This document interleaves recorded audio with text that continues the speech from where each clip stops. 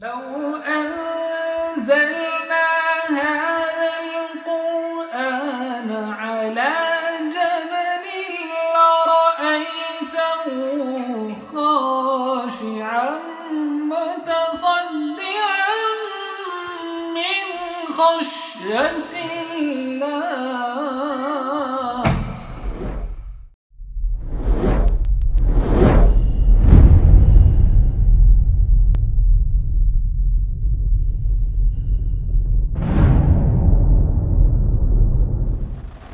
الحمدللہ رب العالمین والصلاة والسلام علی رسولہ الکریم وعلی آلہ واصحابہ اجمعین، اما بعد، واعوذ باللہ من الشیطان الرجیم، بسم اللہ الرحمن الرحیم۔ یا ایھا الناس قد جاءتکم موعظۃ من ربکم وشفاء لما فی الصدور وہدی ورحمۃ للمؤمنین۔ بسم اللہ الرحمن الرحیم۔ رب اشرح لی صدری ویسر لی امری واحلل عقدۃ من لسانی یفقہوا قولی۔ میری عزیز سامعات، درس قرآن مجید میں آپ سب کا تہہ دل سے خیر مقدم ہے۔ السلام علیکم ورحمۃ اللہ وبرکاتہ۔ کیسے آپ سبھی لوگ؟ الحمدللہ۔ اللہ تعالیٰ کرے کہ آپ اچھے رہیں، خوشحال رہیں۔ اللہ تعالیٰ کرے کہ آپ دن دگنی رات چوگنی ترقی کریں۔ اللہ پاک آپ کی حفاظت کرے، آپ کی صحت کی، آپ کے ایمان کی، اور اللہ پاک صراط مستقیم پر آپ کو چلاتے ہوئے جنت کا راستہ آپ کے لیے آسان کر دیں۔ آمین آمین، جزاک اللہ خیر۔ درس قرآن مجید میں کون سی سورہ چل رہی ہے؟ سورہ طٰہٰ۔ لاسٹ ویک ہم لوگوں نے سورہ طٰہٰ کی کتنی آیت تک کیا تھا تفصیل سے؟ 113 تک، رائٹ۔ اور آج ہم لوگ درس کریں گے، سنیں گے، جانیں گے 114 آن ورڈس، ٹھیک ہے؟ لیکن آپ سبھی کو پتہ ہے، اس سے پہلے کہ باقاعدہ تفصیلات میں جائیں، ہم لوگ لاسٹ ویک کا ریویژن لیتے ہیں۔ اور لاسٹ ویک ہم لوگوں نے آیت نمبر 109 to 113 کیا تھا، جس کا کوئک ریویژن ہے۔ آیت نمبر 109 میں ہم لوگوں نے جانا تھا، اس دن کوئی شفاعت ہرگز مفید نہیں ہوگی مگر جس کے لیے رحمان نے اجازت دی ہو اور اس کے لیے اس نے بات پسند کی ہو۔ یہ تفصیل سے ہم نے بتایا تھا کہ شفاعت کا کیا کانسیپٹ ہے اسلامی اور قرآنی، اور شفاعت کس کے لیے مفید ہوگی اور کس کے لیے نہیں ہوگی، اور اللہ تعالیٰ جس کے لیے چاہے گا بس اسی کی شفاعت ہو پائے گی، اور کون کرے گا وہ بھی اللہ ڈیسائیڈ کرے گا، کس کے لیے کرے گا وہ بھی اللہ ڈیسائیڈ کرے گا، ٹھیک ہے؟ آیت نمبر 110 میں اللہ تعالیٰ نے فرمایا تھا کہ وہ جانتا ہے جو کچھ ان کے سامنے ہے اور جو کچھ ان کے پیچھے ہے، اور وہ احاطہ نہیں کر سکتے اس کے علم کا۔ یعنی شفاعت کے متعلق ہمیں اچھی طرح سے پتہ ہونا چاہیے کہ شفاعت کس کے سامنے کی جانی ہے، جو ظاہر اور باطن کو جاننے والا ہے۔ جیسے دنیا کی سفارشیں ہوتی ہیں کہ کوئی جا کے کسی بڑے حاکم سے کہہ دیتا ہے کہ ارے سر آپ نہیں جانتے، ہم اس کو جانتے ہیں، تو یہ تو اللہ تعالیٰ کے سامنے چلے گا نہیں نا۔ تو اللہ تعالیٰ نے واضح کر دیا کہ وہ تو سب کچھ جانتا ہے، چھپا اور کھلا اور ظاہر اور باطن سب کچھ جانتا ہے، تو اس کے سامنے یہ امید کرنا کہ کوئی بدکار اور زانی کی شفاعت ہو جائے گی اور کوئی اس کا پیر اس کو بخشوا لے گا، یہ بالکل سینس لیس بات ہے۔ آیت نمبر 111 میں ہم لوگوں نے جانا تھا کہ اور سب کے چہرے جھکے ہوئے ہوں گے اس ہستی کے حضور جو الحی القیوم ہے، اور یقیناً خائب و خاسر ہوا وہ جس نے ظلم کا بوجھ اٹھایا۔ ہم نے آپ کو بتایا تھا کہ الحی القیوم اللہ کے اسم اعظم بھی ہو سکتا ہے، یہ جس کے حوالے سے دعا کرو تو قبول ہوتی ہے۔ اور ظلم کا بوجھ اٹھایا جب کہا گیا تو کیا مطلب ہوا؟ اور سب سے بڑا ظلم کیا ہے؟ شرک، اور باقی گناہ بھی ظلم ہے۔ آیت نمبر 112 میں ہے کہ اور جس کسی نے نیک اعمال کیے ہوں گے اور وہ مومن ہوگا تو اسے نہ کسی بے انصافی کا اندیشہ ہوگا اور نہ کسی زیادتی کا۔ یعنی ایمان کے ساتھ اعمال صالحات دونوں ضروری ہے، اگرچہ सॉल्वेशन पानी है, यानी अगर नजात चाहिए तो दोनों चीज़ होना चाहिए। ईमान बगैर आमाल सालिहात कैसा है? शजर बिना समर के। ठीक है, आयत नंबर 113 में है, और इसी तरह हमने नाजिल किया है इस कलाम को अरबी ज़ुबान का बनाकर और फेर फेर कर बयान की है हमने उसमें तमाम वईदें। तो वाज़े कर दिया गया कि अल्लाह ताला ने कुरान मजीद को किस लिए नाजिल किया है और एक ही चीज़ को बार बार रिपीट क्यों किया गया है। हमने आपसे बताया था लास्ट वीक कि रिपीटेशन से इंसान का हैमर एंड डाउन हो जाता है। आगे वाज़े कर दिया शायद कि वो तक़वा इख्तियार करें या तो फिर वो पैदा करें उनके दिल में कुछ याद दहानी, यानी रिमाइंडर्स आर ऑलवेज बेनिफिशियल। यहीं तक हुआ था लास्ट वीक। अब हम लोग आयत नंबर 114 ऑनवर्ड्स तफसील से जानेंगे। तैयार?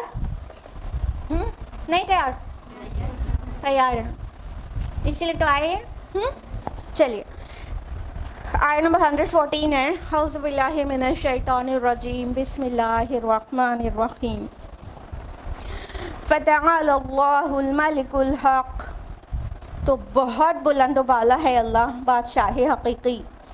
वला तअजल बिल क़ुरआन मिन क़ब्ल अन युक़दा इलैका वह्यु, और आप जल्दी ना कीजिए इस कुरान के साथ उससे पहले कि आप पर उसकी वही मुकम्मल हो जाए।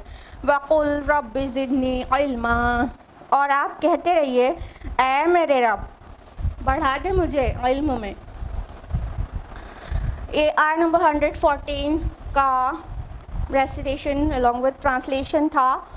अल्लाह ताला फरमा रहे हैं कि वो तो बहुत बुलंद और बाला है जो बादशाह हकीकी है, जो एक्चुअली रूलर है, द सोवरेन रूलर, वो जिसके हाथ में सब कुछ है।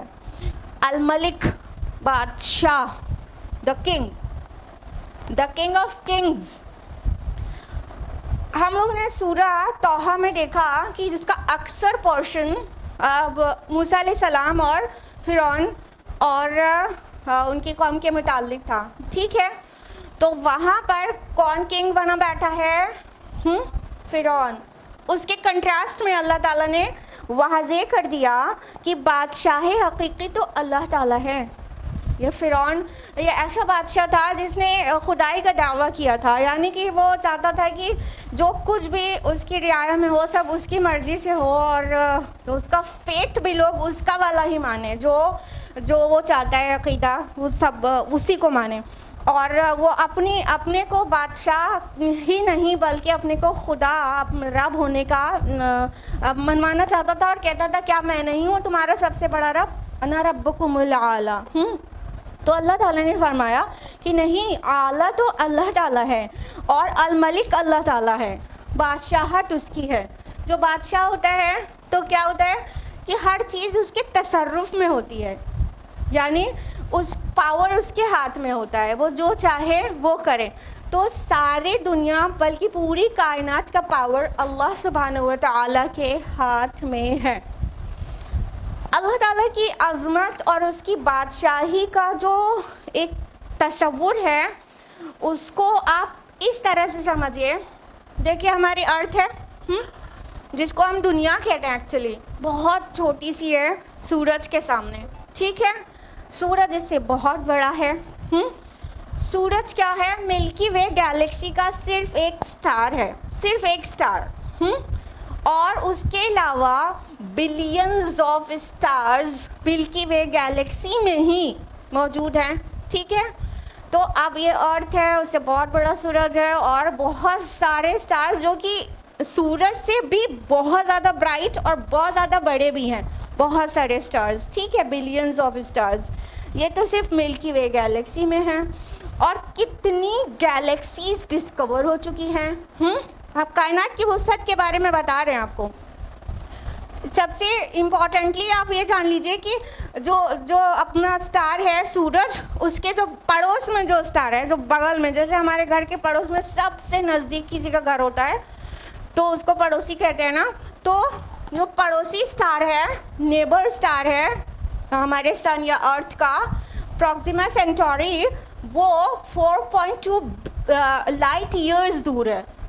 اب لائٹ ایئرس کی ڈسٹینس پتہ نہیں آپ سے امیجن بھی ہوگی کہ نہیں, یعنی ایک 1 لائٹ ایئر کا مطلب ہوتا ہے کہ وہ ڈسٹینس جہاں پر لائٹ جہاں سے چلے تو وہاں تک پہنچنے میں 1 سال لگ جائے, اس کو لائٹ ایئر کہتے ہیں. کیونکہ کلومیٹرز اور مائلز یہ سب بالکل چھوٹے پڑ جاتے ہیں جب بہت بڑی ڈسٹینس ناپنی ہوتی ہے, تو لائٹ ایئرز میں ناپی جاتی ہے ڈسٹینس.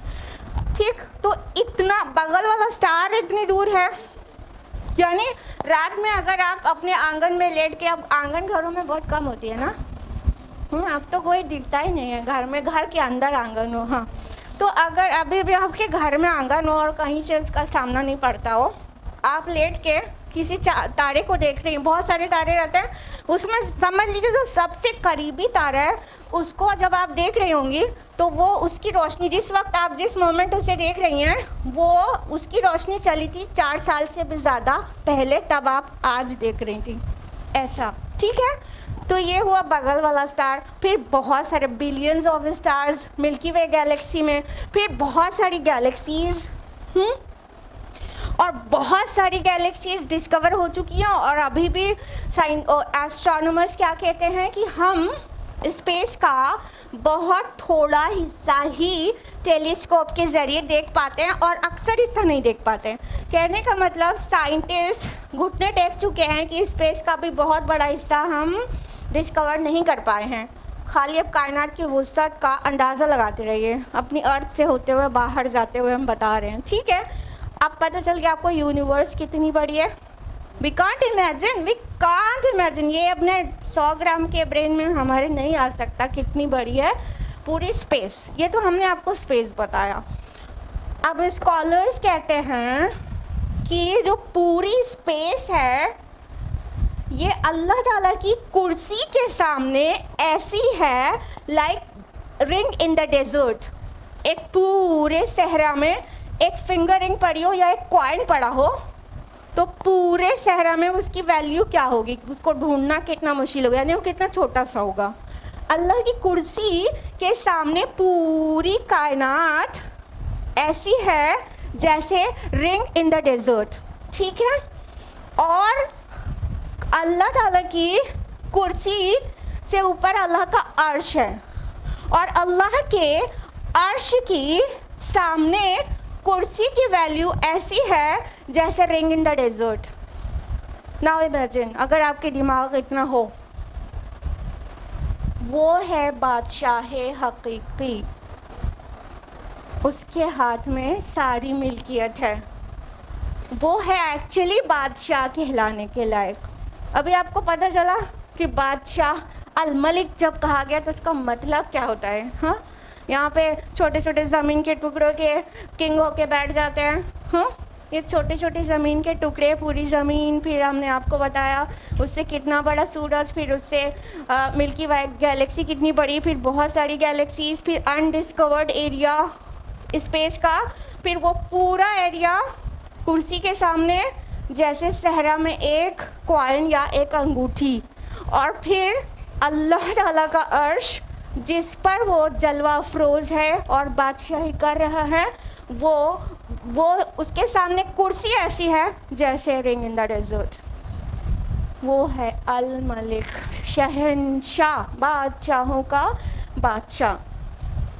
ہم لوگ کے دماغ میں سما نہیں سکتا, اللہ کی معرفت ہم حاصل نہیں کر سکتے. بس اس کی جستجو میں رہیں تو تھوڑی سی ذرہ برابر اللہ کی معرفت حاصل ہو سکتی ہے اگر ہم اس کی جستجو میں لگ جائیں اور غور و فکر کریں قرآن حکیم میں اور کائنات میں, تو تھوڑی سی معرفت حاصل ہو پائے گی, ورنہ ہمارے سمجھ سے ماورا ہے. It's beyond our imagination. اللہ تعالیٰ فرماتے ہیں آگے کہ اے نبی آپ جلدی نہ کیجیے اس قرآن کے ساتھ مطلب دہرانے میں, ہم اس وحی کو جب مکمل کر لیں گے تو آپ کو سکھا دیں گے. ایکچولی یہ جو سورہ کا یہ پورشن ہے سورہ طٰہٰ کا, یہ ارلی جو ٹائم تھا رسول اللہ صلی اللہ علیہ وسلم کا وحی کا ریولیشن کا جو ارلی سٹیجز تھی اس میں نازل کردہ یہ پورشن ہے. تو کیا تھا کہ رسول اللہ صلی اللہ علیہ وسلم کے پاس جب وحی آنا شروع ہوئی تھی تو شروع کے دور میں آپ صلی اللہ علیہ وسلم کو مطلب جیسے ابھی پوری طرح سے وہ سیکھ نہیں پائے تھے کہ ہم کو کیسے لینا ہے، تو آپ بہت جلدی جلدی اسے دہرانے لگتے تھے کہ کہیں کچھ مس آؤٹ نہ ہو جائے۔ جبریل علیہ السلام لے کر آتے تھے اور آپ کو سناتے تھے اور آپ اسے دہراتے تھے اور اس کو میمورائز کرتے تھے، اپنے سینے میں حفظ کرتے تھے۔ تو جب جبریل علیہ السلام ان کو وحی نازل کرتے تھے تو بہت جلدی جلدی دہرانے لگتے تھے کہ کہیں سے کوئی ایک لفظ بھی مجھ سے مس نہ ہو جائے، قرآن اور وحی وہ مس نہ ہو جائے، اور تو تھوڑا جلدی بازی کرتے تھے۔ تو اللہ تعالیٰ نے فرمایا آپ جلدی نہیں کیجیے اس سے پہلے کہ آپ کے اوپر مکمل وحی نازل ہو جائے۔ اور اس کو اور واضح کیا گیا ہے سورہ قیامہ میں کہ اس کو یاد کرنے میں آپ اپنی زبان کو جلدی جلدی حرکت نہ دیا کریے، اور اس کو یاد کرا دینا اور سکھا دینا ہمارے ذمے ہے، ٹھیک ہے۔ اور سورۃ الاعلیٰ میں تو آپ پڑھتے ہیں سنقرئک فلا تنسیٰ، ہم آپ کو پڑھائیں گے اور آپ نہیں بھولیں گے۔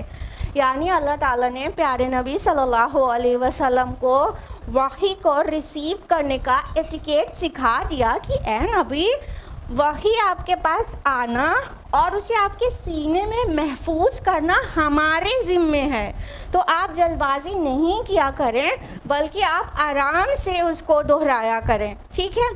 تو جب یہ شروع کی ہم نے بتایا سورہ ہے شروع میں نازل کردہ مکی سورہ تو ہے ہی، مکی پیریڈ کے بھی سٹارٹنگ کے جو ٹائم تھا اس میں نازل ہوئی ہے۔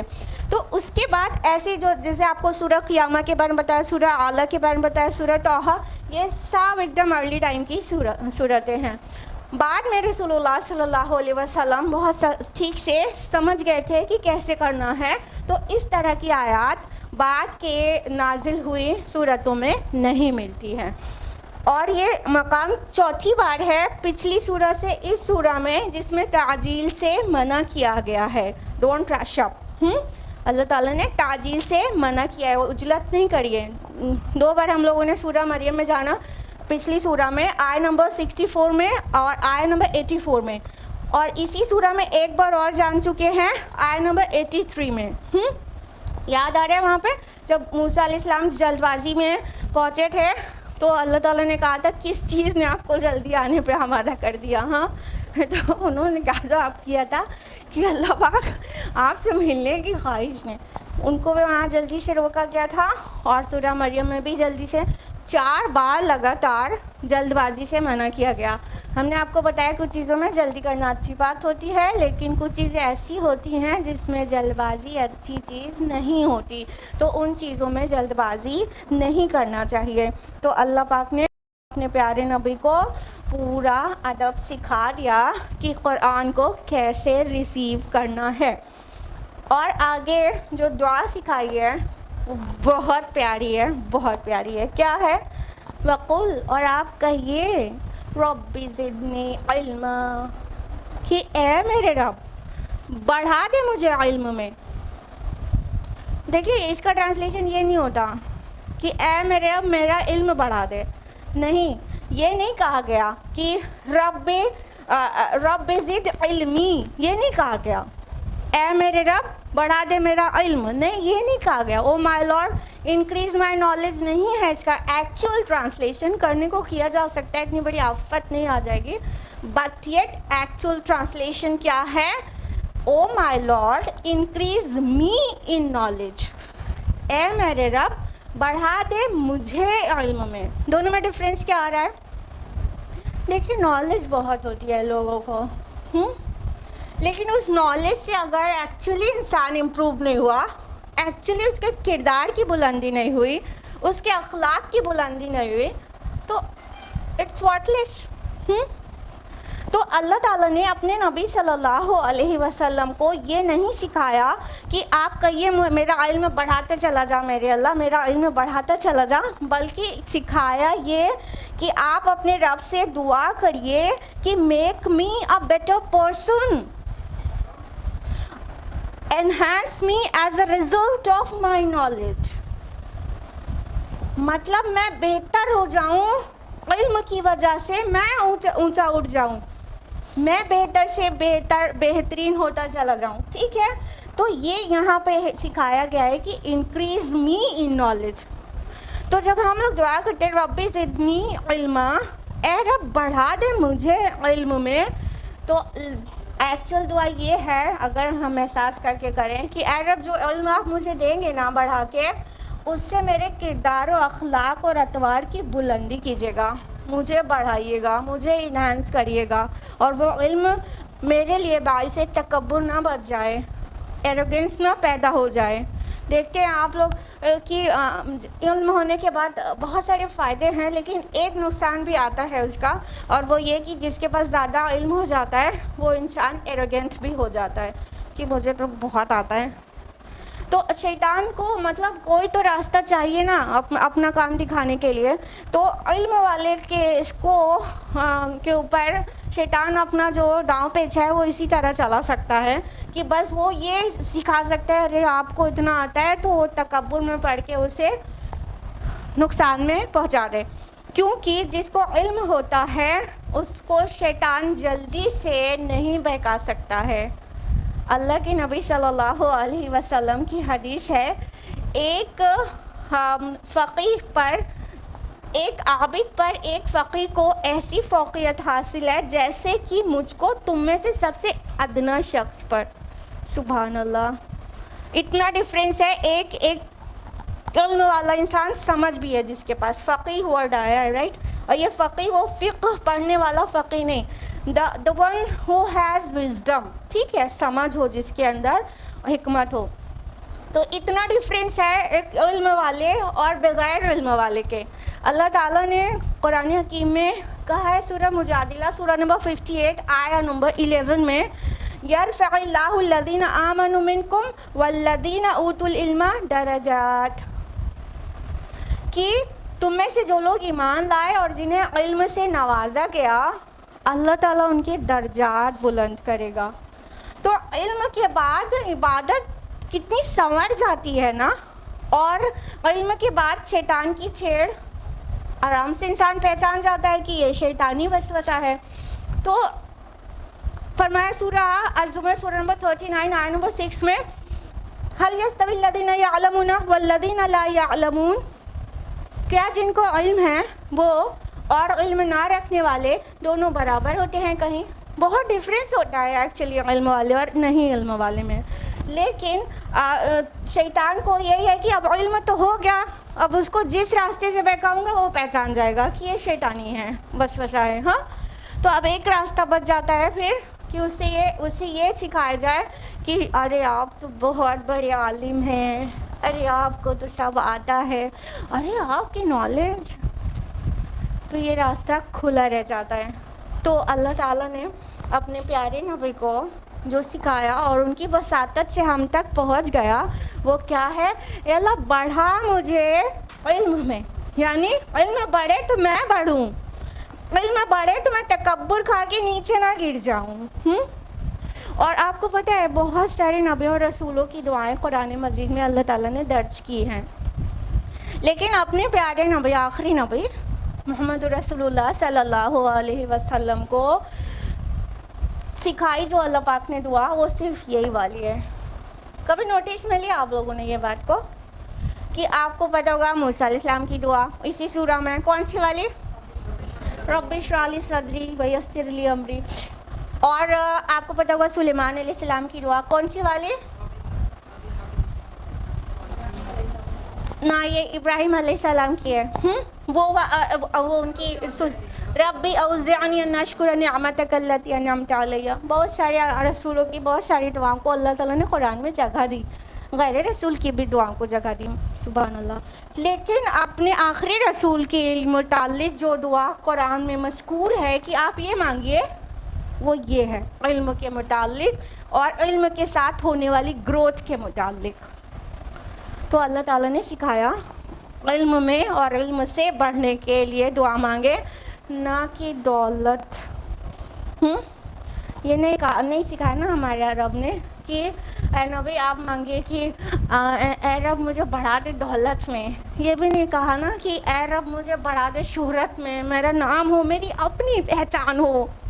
بھائی کچھ لوگ ایسے ہوتے ہیں نا کہ بس چاہتے ہیں میری اپنی پہچان ہو، ان کا مقصد زندگی یہی ہوتا ہے.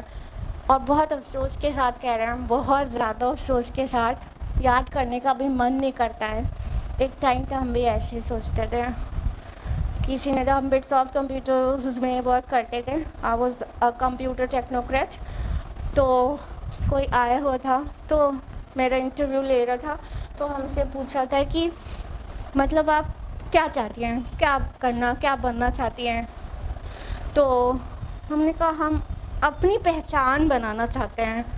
نہیں آپ ہیں تو بٹس آف میں نے کہا یہ تو میرے ہسبینڈ نے کیا ہے.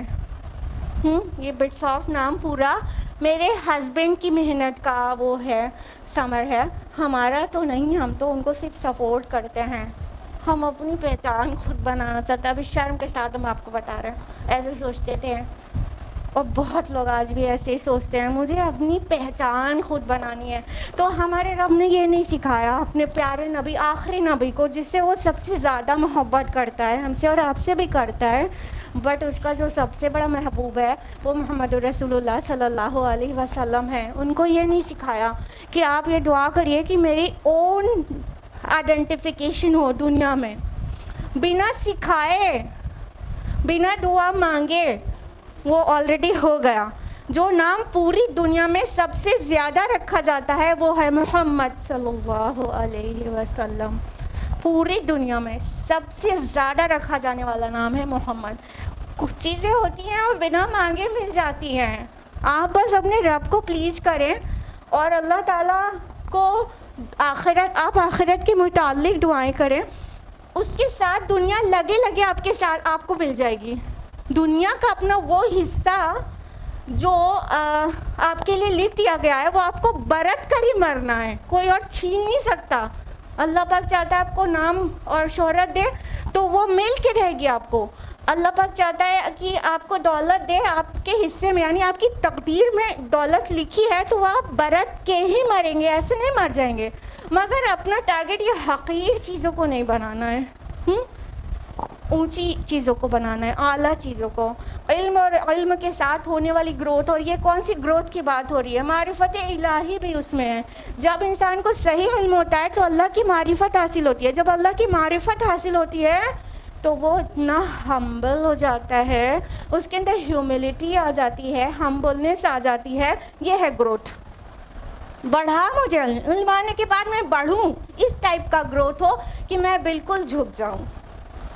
آپ نے دیکھا ہی ہے کہ درخت پر اس کی شاخوں پر جب پھل نہیں لگا رہتا تو تنی رہتی ہے، اور جب اس شاخوں پر پھل لگ جاتا ہے تو جھک جاتی ہے. ایسے ہوتا ہے انسان بھی.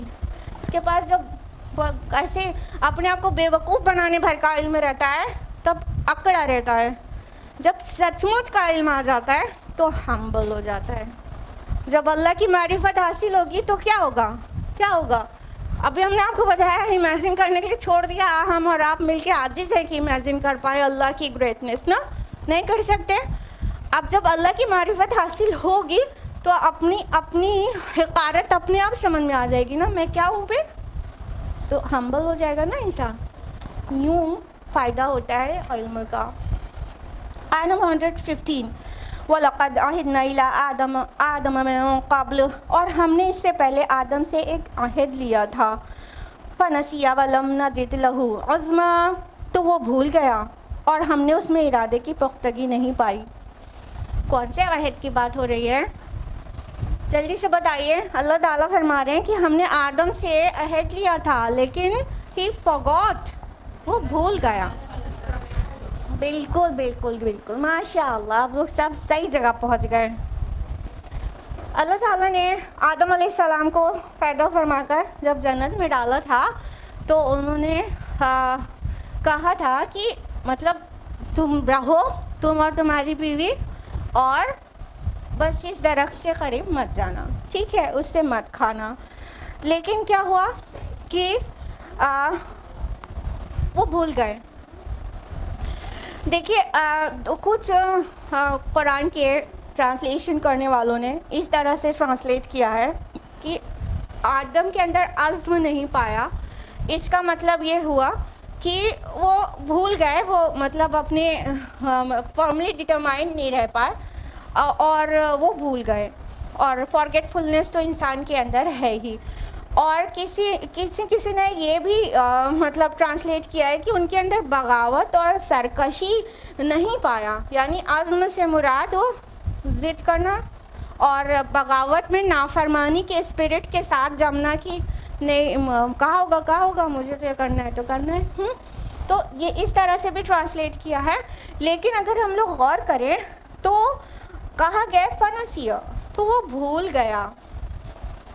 یہ بھولنا نا انسان کے ساتھ لگا ہوا ہے, آدم سے لے کے قیامت تک آنے والوں انسان کے ساتھ. سورہ نساء میں کہا گیا نا آیت نمبر 28 میں وَخُلِقَ الْإِنسَانُ ضَعِيفًا, انسان کمزور پیدا کیا گیا ہے. انسان کمزور ہے, وہ کچھ ارادہ کرتا ہے لیکن بہت بار وہ ارادے کو پورا نہیں کر پاتا ہے, ناکام ہو جاتا ہے, بھول جاتا ہے اور پردے پڑ جاتے ہیں نسیان کے, اور وہ چاہتا بھی رہتا ہے جو کہ اب یہ نہیں کریں گے کر لیتا ہے. کچھ چیز اچھی چیز چاہتا رہتا ہے کریں گے پھر نہیں کر پاتا ہے. ایسا بالکل ہے, اور ہم کو اس کے لیے دعا بھی سکھائی گئی ہے. بقرہ کی آخری آیت ہے آیت نمبر 286 کہ ہم کہتے ہیں ربنا لا تؤاخذنا ان نسینا او اخطأنا, اے ہمارے پروردگار ہم سے مواخذہ نہ کیجیے اگر ہم بھول جائیں یا ہم سے خطا ہو جائے. تو اس سے کیا پتہ چلتا ہے کہ انسان کے اندر فارگیٹفلنس ایک بہت نارمل بات ہے کہ بھول جاتا ہے انسان. تو اللہ تعالیٰ نے انہیں منع تو کیا تھا کہ اس کے نزدیک نہیں جانا, لیکن آدم علیہ السلام پر نسیان کا پردہ پڑ گیا. مطلب وہ عزم نہیں دکھا سکے جب شیطان نے انہیں آ کر بھڑکانا چاہا, تو وہ اپنے ارادے کی پختگی نہیں دکھا سکے اور انہوں نے مطلب وہ جو شجر ممنوعہ تھا اس کے قریب چلے گئے اور اس میں سے کھا لیا. تو کہا ہم نے آدم میں وہ پختگی نہیں پائی. یہ آدم علیہ السلام کی توہین نہیں ہے بلکہ حقیقت حال کا بیان ہے کہ بھولنا انسانوں کے لیے بہت فطری بات ہے. ٹھیک ہے, فطری بات ہے. ہم اور آپ بھی بہت عزم کرتے ہیں کسی چیز کا, لیکن پھر کسی وقت وہ عزم کے خلاف عمل کر جاتے ہیں نا, اور یہ بہت بڑی اسٹرگل ہے جو لائف ٹائم چلتی ہی رہتی ہے نا. تو آدم علیہ السلام بھی بھول گئے تھے. آگے فرمایا آیت نمبر 116 میں وَإِذْ قُلْنَا لِلْمَلَائِكَةِ اسْجُدُوا لِآدَمَ فَسَجَدُوا إِلَّا إِبْلِيسَ أَبَىٰ, اور یاد کرو جب کہ ہم نے فرشتوں سے کہا تھا کہ سجدہ کرو آدم کو, تو ان سب نے سجدہ کیا سوائے ابلیس کے, اس نے انکار کر دیا.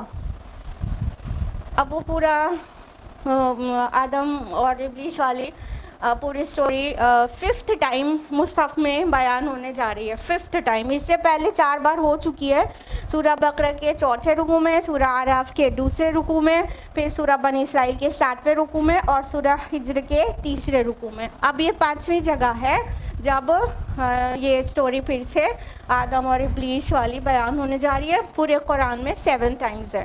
ٹھیک ہے, آدم علیہ السلام اور ابلیس کے متعلق جو پوری سٹوری ہے, لیکن ہر جگہ فلیور الگ الگ ہے. یہ نہیں کہ وہی سیم باتیں ہر جگہ ہے, ہر جگہ کا فلیور بالکل الگ ہے. جو اس کانٹیکسٹ میں چل رہا ہے وہ اس طرح والی بات وہاں وہ آیات آئی ہیں. ٹھیک ہے, تو یہاں پر اس سے پہلے رسول اللہ صلی اللہ علیہ وسلم کے بھول کی بات ہوئی تھی, جلدی کی بات ہوئی تھی. ٹھیک ہے, تو یہاں پہ اور واضح کر دیا گیا کہ جو آدم ہے نا, تو ان کے اندر ہی فارگیٹفلنس ہے اور کچھ بشری کمزوریاں ہیں جو آدم کی تمام اولادوں میں رہیں گی. تو جلدی کرنا بھی ایک بشری کمزوری ہے اور بھول جانا بھی ایک بشری کمزوری ہے. تو فرمایا اللہ تعالیٰ نے کہ یاد کرو جب کہ ہم نے فرشتوں سے کہا تھا کہ آدم کو سجدہ کرو, تو سب نے سجدہ کیا سوائے ابلیس کے. اب اس سجدے کے متعلق کافی ڈفرینس آف اوپینین ہے نا, تو بہت جلدی ہم سب بتا دیتے ہیں. تو ایک تو یہ سجدہ کہتے ہیں سجدہ تعظیمی تھا. ٹھیک ہے, یعنی یہ سجدہ تعظیم کا تھا, عبادت کا نہیں تھا. اور تعظیم کا سجدہ پہلے رسول اللہ صلی اللہ علیہ وسلم کی شریعت سے پہلے جائز ہوا کرتا تھا. تو ایک تو یہ اوپینین ہے.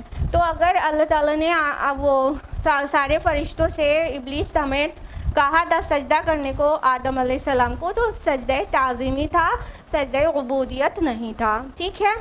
دوسری اوپینین یہ ہے کہ یہ سجدہ جھکنے کو کہتے ہیں, تو یہ جھکنے کا آرڈر تھا, نہ کہ پورا جس طرح سے مطلب 8 آرگنز پہ سجدہ کرتے ہیں اللہ تعالیٰ کو, اس طرح کا آرڈر نہیں تھا. ٹھیک ہے.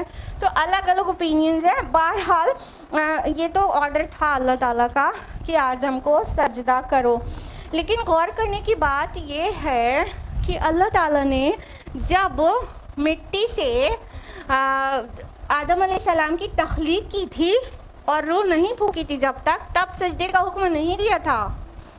سجدے کا حکم کب دیا ہے؟ روح پھونکنے کے بعد, جس کا ذکر ہے قرآن مجید میں سورہ صاد سورہ نمبر 38 آیت نمبر 72 اور سورہ حجر سورہ نمبر 15 آیت نمبر 29 میں, کہ اللہ تعالیٰ نے فرمایا کہ فَإِذَا سَوَّيْتُهُ وَنَفَخْتُ فِيهِ مِن رُوحِي فَقَعُوا لَهُ سَاجِدِينَ. جب میں اسے پورا بنا چکوں اور اس کے فائنل ٹچز دے دوں, اس کی ناک پلک سوار دوں اور اپنی روح میں سے پھونک دوں, میں اپنی روح میں سے اس میں پھونک دوں, فَقَعُوا لَهُ سَاجِدِينَ, تو تم سب اس کے آگے سجدے میں گر جانا. تو اسے ایک پوائنٹ اور نکلتا ہے نا کہ جو سجدہ تھا وہ جسم آدم کو نہیں تھا, مٹی سے جو بنا تھا. جو سجدہ تھا وہ روح ربانی جو پھونکی گئی تھی اس کو تھا. یعنی اللہ تعالیٰ نے آدم علیہ السلام کو اتنا خاص کیا, اپنی ادر کریشن سے اتنا خاص کیا کہ اس کے اندر اپنی روح پھونکی. تو دھیان دیجیے گا, یہ روح اور جان دو الگ الگ چیزیں ہیں. جان تو پیڑ پودوں میں بھی ہوتی ہے, جان تو پرندوں میں بھی ہوتی ہے اور اینیملز میں بھی ہوتی ہے. وہ بھی مر جاتے ہیں نا, مر جاتے کہ نہیں مر جاتے؟ جب وہ مر جاتے ہیں تو اس کا مطلب یہ تھوڑی ہوتا ہے ان کی روح نکل گئی, اس کا مطلب ہوتا ہے ان کی جان نکل گئی. روح is something different, soul is something different. وہ آدم علیہ السلام میں روح پھونکی ہے. روح کا مسکن کیا ہے؟ قلب. قلب کے اندر روح رہتی ہے. ٹھیک ہے. تو انسان خاص ہے اپنی روح کی وجہ سے. آدم علیہ السلام اسپیشل ہو گئے تھے, اللہ تعالیٰ نے انہوں نے اپنی روح پھونک دی تھی. تو یہ جو سجدہ تھا وہ روح کو سجدہ تھا, نہ کہ خاکی بدن کو سجدہ تھا. ٹھیک ہے. واضح ہے نا دو جگہ پہ کہ جب میں اپنی روح پھونک دوں تب تم سجدے میں گر جانا. تو فرمایا کہ سب کو حکم دیا گیا تھا کہ سجدے میں گر جائیں اور سب نے سجدہ کیا. اس کی آگے والی جو آیت ابھی ہم نے آپ کو آیت بتائی سورہ حجر اور سورہ صاد کی, اس کے آگے والی آیت میں یہ بھی ہے کہ فسجد الملائکۃ کلھم اجمعون, کہ پھر کل کے کل فرشتوں نے سجدہ کیا. کل یعنی وہاں جبریل بھی تھے, میکائیل بھی تھے, اسرافیل بھی تھے, سب تھے. کوئی یہ نہ سوچے کہ جبریل تو فرشتوں کے سردار نہیں بھی ہوں گے, نہیں. کل کے کل فرشتوں نے آدم علیہ السلام کو سجدہ کیا تھا. لیکن کیا ہوا؟ الا ابلیس, سوائے ابلیس کے. یہ غلط فہمی نہیں ہونا چاہیے کہ ہر جگہ ابلیس کا نام فرشتوں کے ساتھ آتا ہے, that means he was also an angel. نہیں. سورہ کہف کی آیت نمبر 50 میں واضح کر دیا گیا ہے کہ اور ابلیس نے سجدہ نہیں کیا اور وہ جنوں میں سے تھا. It has been cleared. ٹھیک, وہ جنوں میں سے تھا. تو کیا تغلیب کا جو قاعدہ ہوتا ہے عربی زبان میں, اس میں ہوتا ہے کہ جو میجورٹی ہوتی ہے اس میں کوئی اور بھی داخل ہو جائے تو اسی میجورٹی والا وہ گرامر لگتی ہے. ٹھیک ہے. جیسے بہت سارے مرد ہوں گے اور اس میں 2 عورتیں بھی ہوں گی, تو جینڈر جو ہوگا وہ میسکلن جینڈر ہی یوز ہوگا. پھر 2 عورتوں کی وجہ سے وہ فیمنن جینڈر نہیں آئے گا. ٹھیک ہے.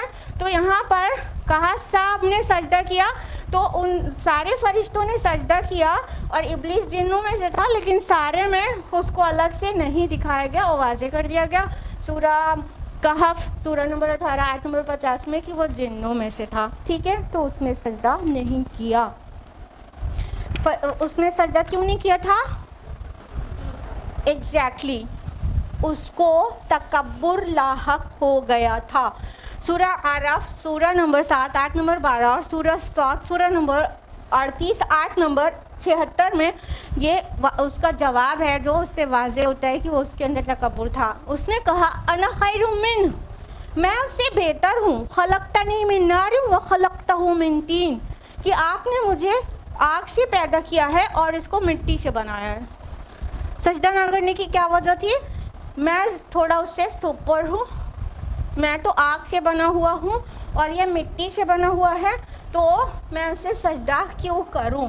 یہ کیا ہے؟ ایروگینس ہے جو اس نے اپنے دل کے اندر چھپایا ہوا تھا.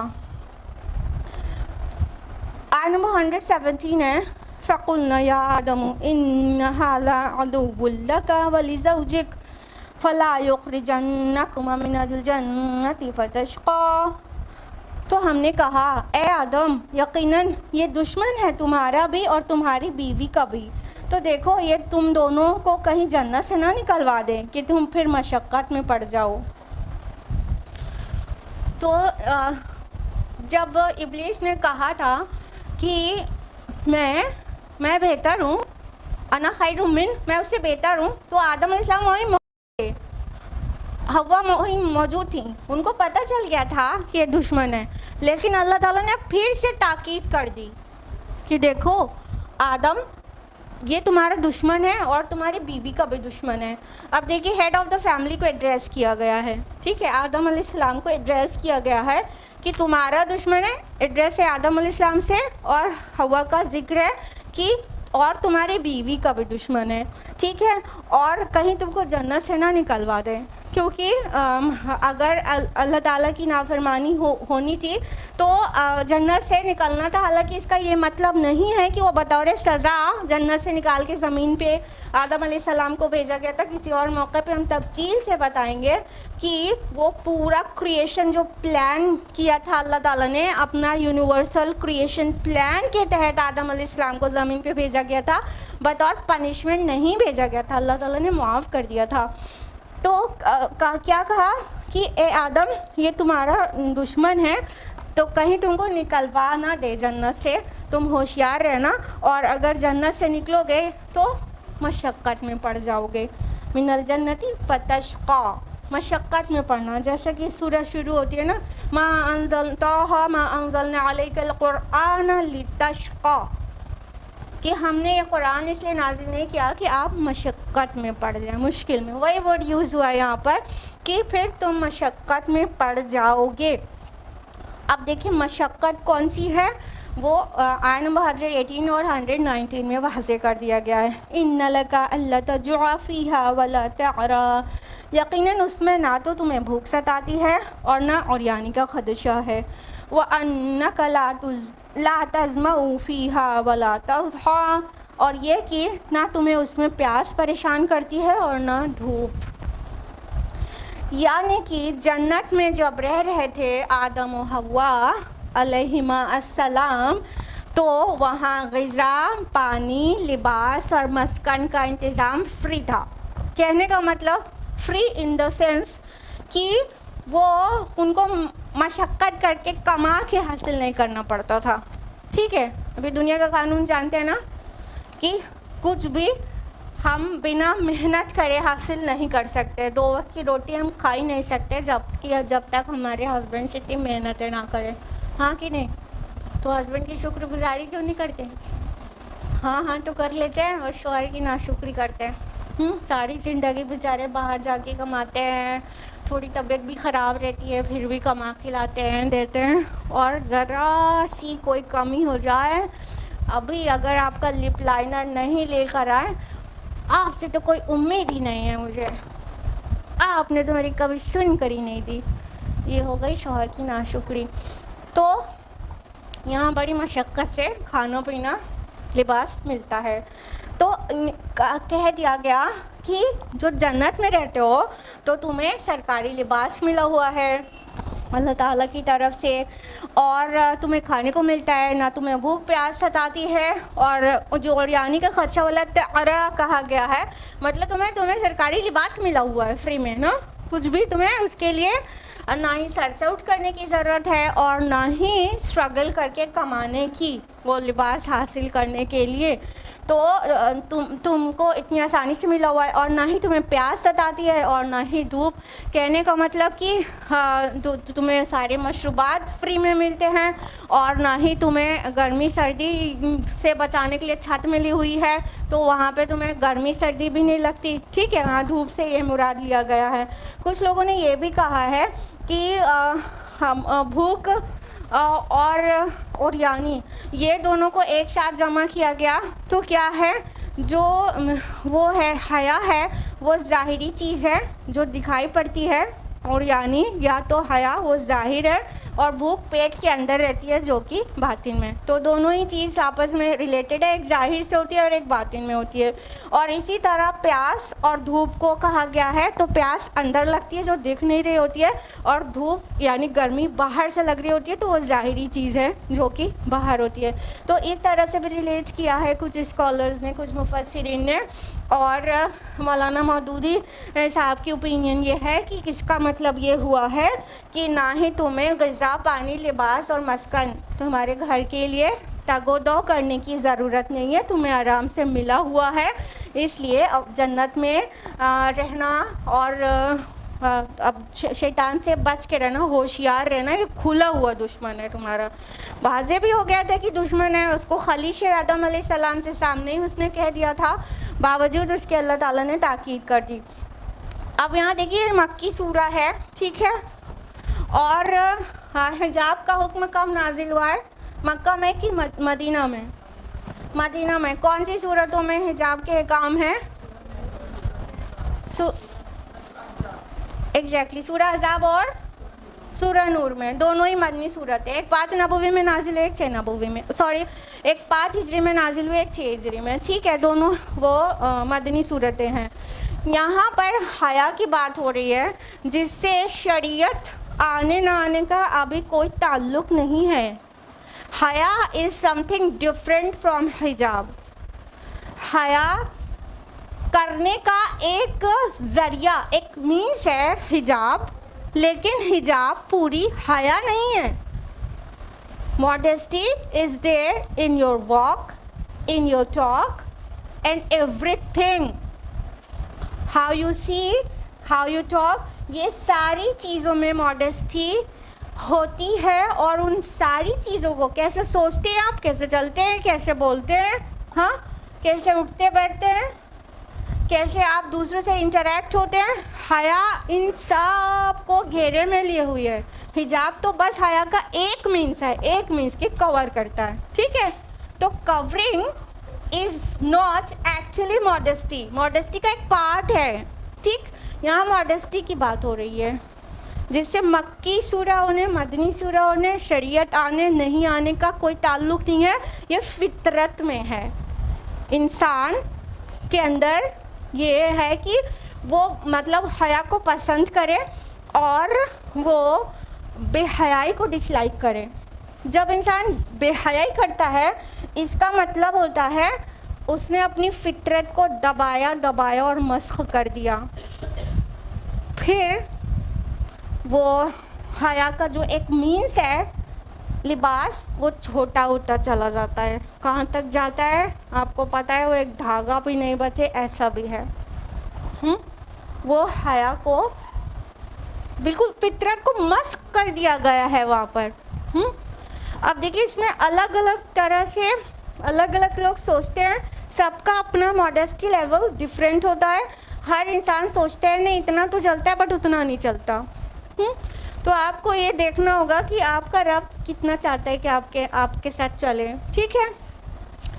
अब कोई अगर मान लीजिए मलिका शेरावत है तो वो कहेगी कि मैं पहनती तो हूँ कुछ, ये पॉर्न आर्टिस्ट हैं वो लोग तो कुछ भी नहीं, इतना चलता है उतना नहीं चलता, वो यही तो बोलेगी, हाँ कि नहीं।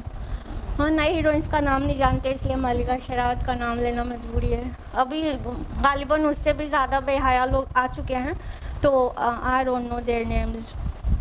तो अब उससे नीचे आएंगे तो जो जीन्स टॉप कोई पहनेगा तो वो कहेगा इतना तो ज़रूरी है, मलिका शेरावत वाला नहीं चलेगा। اب جینس ٹاپ سے جو اور ادھر آئے گا اور تھوڑا لوز شلوار سوٹ پہنے گا بٹ ہیڈ نہیں کور ہوگا اور نیک نہیں کور ہوگی، کہے اتنا تو ٹھیک ہے بٹ یہ جینس ٹاپ بہت بیہودہ ہے، اتنا تو نہیں چلے گا۔ پھر کوئی ہوگا ہیڈ کور کرے گا، کہے گا اتنا تو ٹھیک ہے مگر بغیر ہیڈ کور کرے نہیں چلے گا۔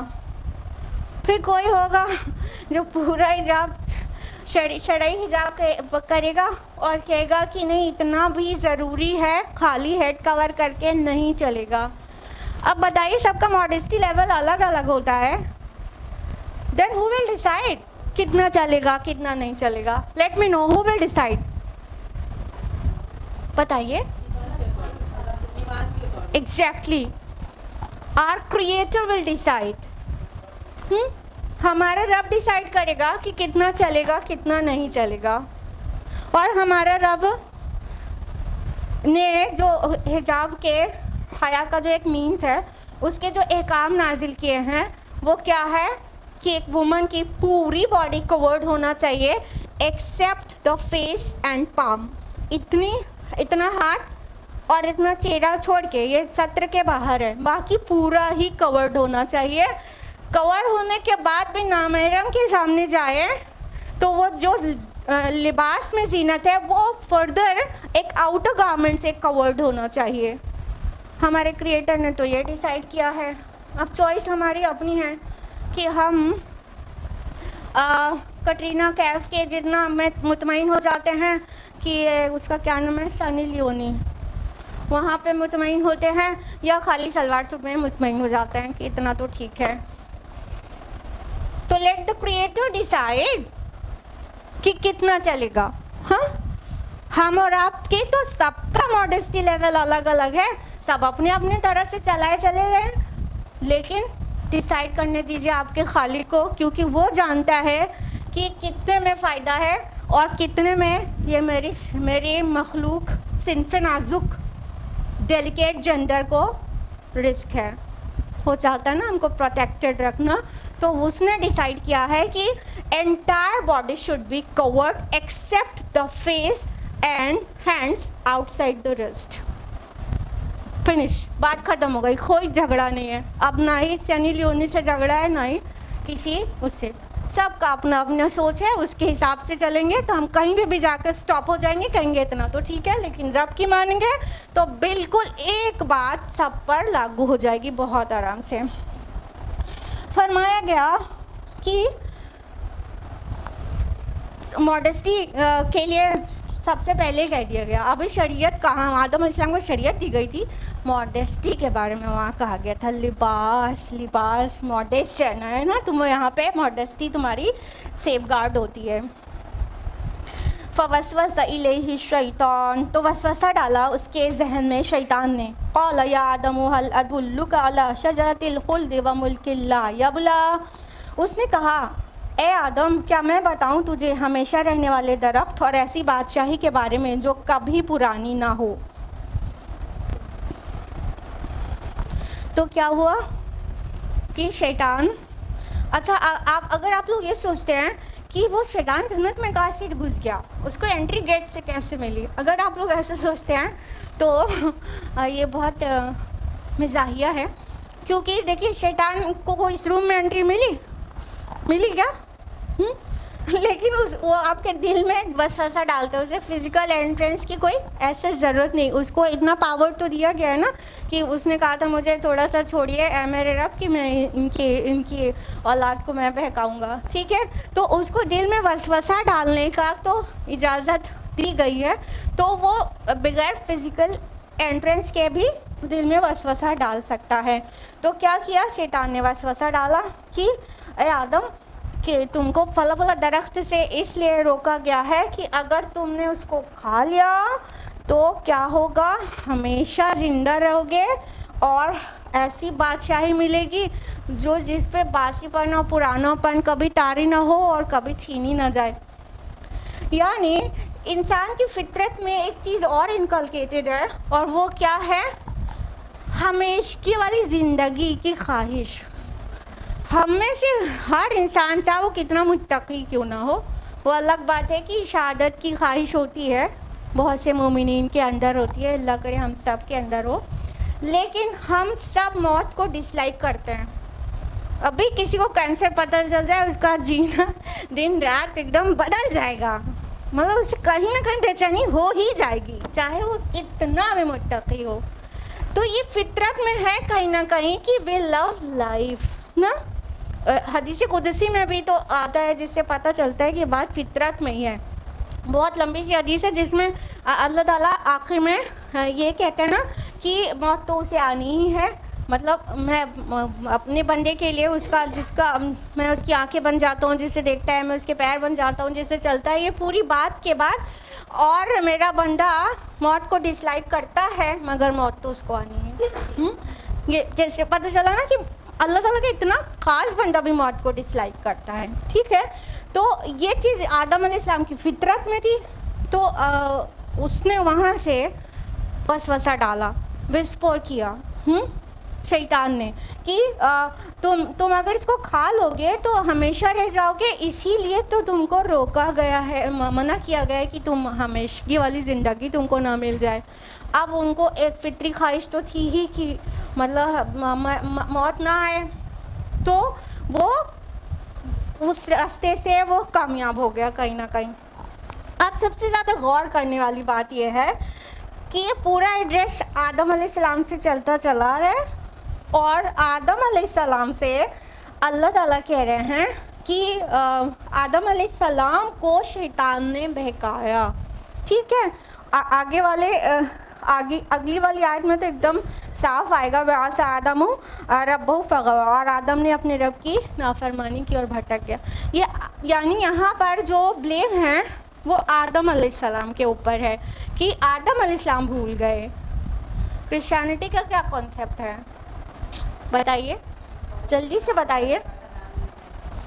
Exactly book of Genesis chapter number 3 کی اسٹارٹنگ سے پڑھیں گے نا, تو اس میں آپ کو ملے گا سرپنٹ آیا, وہ اسنیک سانپ, اس میں شیطان سانپ کی صورت میں آیا اور اس نے عورت کو بہکایا, اس کو پھل کھانے پہ آمادہ کیا.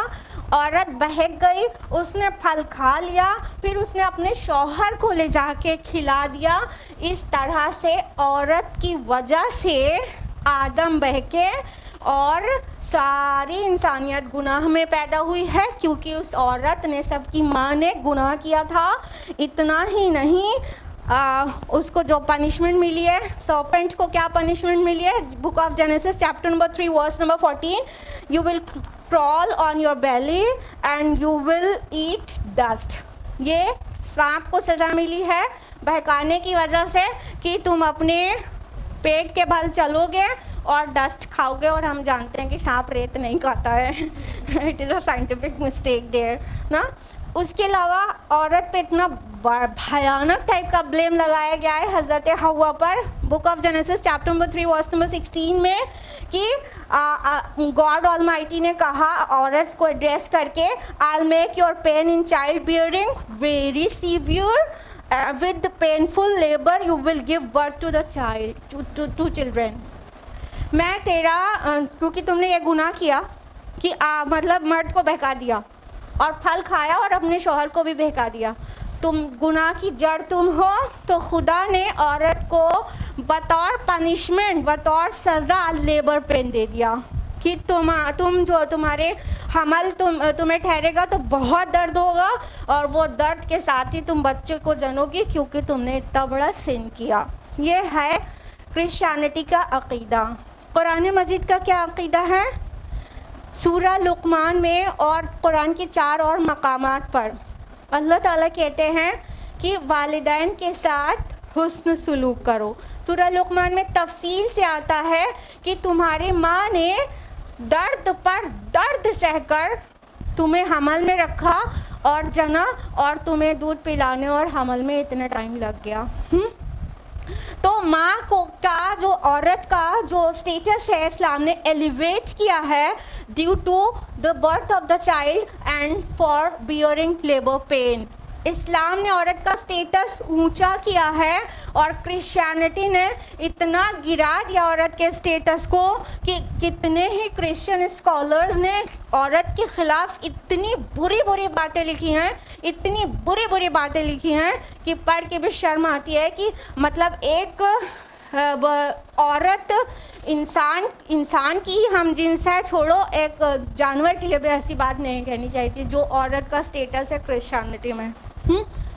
اور شیطان کے آنے کا دروازہ ہے، وہ شجر ممنوعہ کی طرف لے جانے والی، اور ہم شیطان کا دوسرا روپ ہے عورت، اور اس کے اندر روح تسلیم مت کرو۔ وہ سارا بلیم ہوا پر قرآن مجید نے آ کے عورت کو کے بلیم کو ایک دم صاف کر دیا اور کہا شیطان نے آدم کو بہکایا۔ یہاں پہ قرآن میں کہیں پر بھی نہیں ہے کہ جو انٹری لی تھی شیطان نے وہ ہوا کے ذریعے آدم تک پہنچے تھے، یہاں پر ہے آدم کو ڈائریکٹ وسپریک کی تھی شیطان نے، ہوا کو نہیں۔ اور جب غلطی کیا تو دونوں نے کیا، اگلی آیت میں آئے گا فَأَكَلَا، تو دونوں نے کھا لیا، ہوا نے نہیں کھلایا۔ بہت کلیئر ہے جینیسس میں، آپ چیپٹر 3 پڑھ کر دیکھیے کہ عورت کو جو ہے سرپنٹ نے وہ بہکایا اور عورت نے کھایا اور عورت نے اپنے شوہر کو بھی کھلا کے بہکا دیا، ایسا۔ تو یہ دوسرے مذاہب میں عورت کا سٹیٹس ہے اور یہ اسلام میں عورت کا سٹیٹس ہے۔ اور اس کے بعد عورت کو اللہ تعالیٰ اگر اس کے پروٹیکشن کے لیے حجاب کرنے کے لیے کہتا ہے تو لوگ کہتے ہیں کہ مطلب عورت کو ڈیگریڈ کیا جا رہا ہے اور اسے سبجوگیٹ کیا جا رہا ہے۔ جیسا عزت اور بلندی اسلام نے خواتین کو دی ہے نا، وہ دنیا کے کسی مذہب نے اور کسی سوسائٹی نے اور کسی ایتھیکل سسٹم نے نہ کبھی دی تھی، نہ ابھی دی ہے، نہ آئندہ کبھی دے سکتی ہے۔ ہم لوگ بہت بیچ میں ہی رک رہے ہیں کیونکہ ٹائم اپ ہو چکا ہے۔ تو آئے نمبر 120 تک ہوا ہے، آئے نمبر 121 آنورڈز انشاءاللہ نیکسٹ ویک جانیں گے۔ اللہ تعالیٰ سے دعا ہے کہ ہم سبھی کو قرآن مجید پڑھنے، سمجھنے، غور و فکر کرنے، عمل کرنے کی توفیق عطا فرمائے، آمین۔ وآخر دعوانا ان الحمد للہ رب العالمین، والسلام علیکم ورحمۃ اللہ وبرکاتہ۔